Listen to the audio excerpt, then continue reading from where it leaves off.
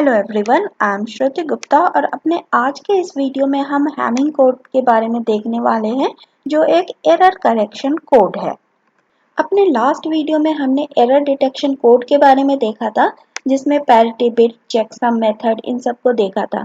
लेकिन ये मेथड क्या करते थे, एरर्स को डिटेक्ट कर पाते थे, उसको करेक्ट नहीं कर पाते थे या ये आइडेंटिफाई नहीं कर पाते थे कि किस बिट में एरर है। लेकिन एरर करेक्टिंग कोड ऐसे मेथड्स होते हैं जो एरर को डिटेक्ट भी कर पाते हैं, साथ ही साथ वो ये आइडेंटिफाई कर लेते हैं कि किस बिट पोजीशन पर एरर है और उस एरर को वो करेक्ट भी कर लेते हैं। तो इसके लिए भी ऑलमोस्ट एरर डिटेक्शन कोड वाले कॉन्सेप्ट को ही यूज किया जाता है, यानी डेटा बिट्स के साथ हम कुछ एक्स्ट्रा रिडंडेंट बिट्स सेंड करते हैं रिसीवर तक जो पैरिटी बिट्स होते हैं, और रिसीवर इन पैरिटी बिट्स को यूज कर ये आइडेंटिफाई कर लेता है कि एरर है या नहीं है, एरर है तो किस बिट पोजीशन पर है। तो इसके लिए हम हैमिंग कोड का यूज करते हैं। तो हैमिंग कोड RW हैमिंग द्वारा डेवलप किया गया था जो दो साइमल्टेनियसली बिट एरर या सिंगल बिट एरर को आइडेंटिफाई कर लेता है। हैमिंग कोड में भी डेटा बिट्स के साथ कुछ रिडंडेंट बिट्स सेंड किए जाते हैं और ये रिडंडेंट बिट्स कुछ स्पेसिफिक पोजीशंस पर इंसर्ट किए जाते हैं जिनके कारण हम automatically error detection and error correction कर पाते हैं। तो सबसे पहले हमें ये डिसाइड करना होगा कि हमें कितने रिडंडेंट बिट्स सेंड करने हैं, कितने मिनिमम रिडंडेंट बिट्स हम सेंड करें ताकि हम एरर्स को डिटेक्ट कर पाएं और करेक्ट कर पाएं। इसके लिए एक इक्वेशन यूज किया जाता है 2 to power r is greater than equal to m plus r plus 1, जहां m क्या है, m number of data bits है जबकि r रिडंडेंट बिट्स है। तो 2 to power r हमें कैलकुलेट करना है जो m plus r plus 1 से ज्यादा आना चाहिए। तो इसे एक एग्जांपल से देखें। सपोज हम 7 डेटा बिट सेंड करना चाहते हैं और हम डिसाइड करना चाहते हैं कि इसमें हम कितने रिडंडेंट बिट ऐड करें।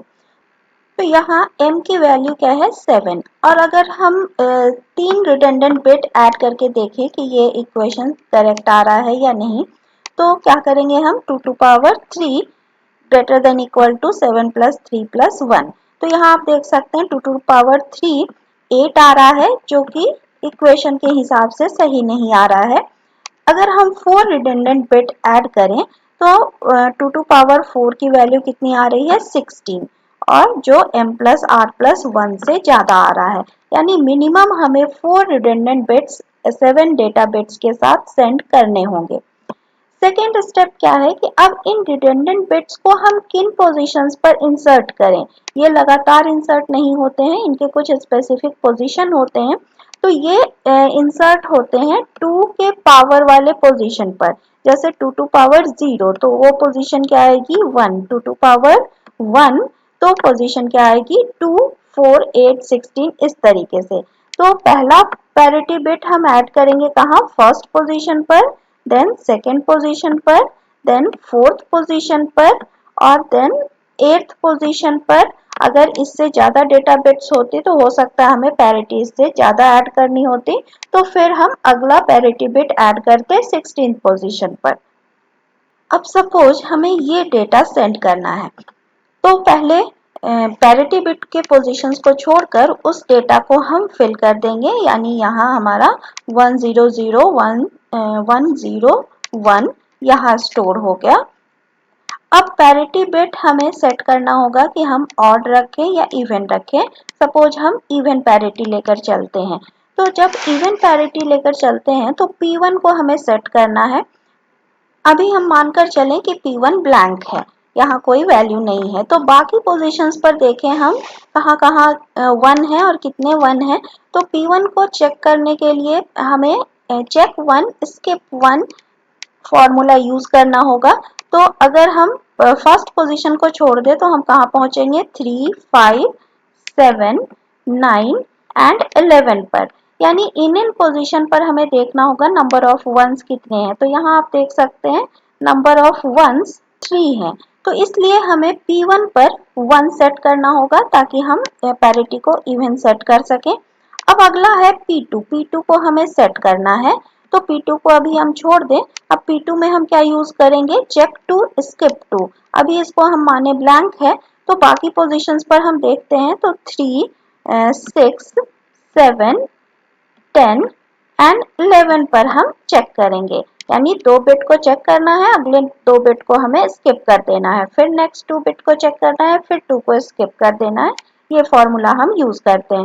तो यहाँ आप देख सकते हैं नंबर ऑफ वंस 4 है, ये ऑलरेडी इवन है, तो P2 को हमने क्या सेट कर दिया 0। अब अगला देखें P4, फोर्थ पोजीशन पर पैरिटी बिट हम ऐड करते हैं। तो 4 में क्या यूज होगा, चेक 4 स्किप 4। तो 4 बिट्स को हम चेक करेंगे, बाकी 4 को स्किप कर देंगे। तो यहाँ भी नंबर ऑफ वंस इवन है, तो हम पैरिटी बिट क्या सेट करेंगे 0। अब अगला देखें हमारा पैरिटी कहाँ आएगा 8 पर। अब 8 पर क्योंकि इसके आगे बहुत ज्यादा नंबर्स नहीं बचे हैं, तो लास्ट के जितने भी नंबर्स हैं 3 ही बिट है, उसके हिसाब से हम पैरिटी सेट कर देंगे। तो यहाँ 1 सेट करना होगा क्योंकि एक ही 1 है। तो इस तरीके से हमारा जो कोड भेजा जाएगा वो ये होगा, parity bit plus data bit को मिलाकर। अब यहाँ ट्रांसमिटेड कोड हमारा ये था, अभी हमने जो सेट किया, जो हमने भेजा, लेकिन रिसीवर कोड पे सपोज कुछ चेंजेस आ गए, कुछ एरर्स आ गए। अब यहाँ एरर्स कहाँ है, हमारा 7th बिट पे देख सकते हैं कि यहाँ हमने 1 भेजा था, लेकिन यहाँ एक एरर आई और 1 की जगह यहाँ 0 हो गया। तो अब इसको हम चेक कैसे करें, अब हमें एक एक पैरिटी को लेकर चेक करना होगा। तो पहले हम P1 पर चेक करेंगे। तो P1 ने किसकी किसकी वैल्यू बताई थी, P1 D3 D5 D7 D9 and D11। यानी यहाँ हम क्या कर रहे थे, check 1 skip 1, check 1 skip 1 use कर रहे थे। तो अगर इन पोजीशंस पर हम कैलकुलेट करें तो आप देखेंगे नंबर ऑफ वंस ऑड है, यानी P1 पैरिटी हमें क्या बता रहा है कि एरर है और इन्हीं बिट में से किसी में एरर है। अब हम P2 को चेक करें तो P2 हमें किसकी किसकी वैल्यू बता रहा था, P2 D3 D6 D7 D10 D and D11। अब रिसीव्ड कोड के इन पोजीशन पर भी हम चेक करें तो नंबर ऑफ वंस क्या मिल रहे हैं, ऑड। तो यहाँ P2 भी ये कह रहा है कि एरर है। अब P4 पर चेक करें तो P4 चेक 4 स्किप 4। तो P4 किसको किसको चेक कर रहा था, P4 D3 D6 D7। तो यहाँ भी हमें नंबर ऑफ वंस ऑड मिले, मतलब एरर है। अब P8 पर चेक करें अगर, तो P8 किसको किसको चेक कर रहा था, P8 D9 D10 and D11। और इन पोजीशन पर देखें तो हमें नंबर ऑफ 1 इवन मिल रहे हैं। तो इसका मतलब है कि P8 कह रहा है कि इन पोजीशन पर कोई प्रॉब्लम नहीं है। प्रॉब्लम कहाँ है, अब हमें यहाँ फाइंड करना होगा। तो इन तीनों में कोई ना कोई बिट कॉमन होगा जिसको हमें चेक करना है। तो यहाँ देखें तो D7 ऐसा बिट है जो कॉमन है तीनों में, यानी प्रॉब्लम कहाँ है, D7 पर। P1 P2 P3 P4 P5 P6 कहीं भी कॉमन नहीं है, लेकिन D7 बिट ऐसा है जहां प्रॉब्लम है और तीनों के तीनों ये कह रहे हैं कि इस लोकेशन पर प्रॉब्लम है।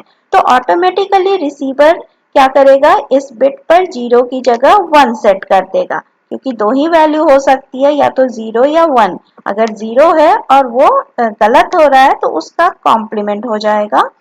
इस तरह हैमिंग कोड में आपने देखा कि कैसे हम नंबर ऑफ पैरिटी बिट्स को कैलकुलेट करते हैं कि कितनी पैरिटी बिट्स हमें ऐड करनी है, उसके पोजीशंस कैसे सेट करने हैं और वो पोजीशन किस किस डेटा बिट को चेक करता है। और फाइनली अगर रिसीव्ड कोड में एरर आती है तो रिसीवर ऑटोमेटिकली इसको फाइंड करके करेक्ट कर लेता है। तो आज के इस वीडियो में अगर हैमिंग कोड आपको क्लियर हुआ तो वीडियो को लाइक शेयर एंड सब्सक्राइब करें, साथ ही अपने नोटिफिकेशन बटन को ऑन कर लें। And thanks for watching this video.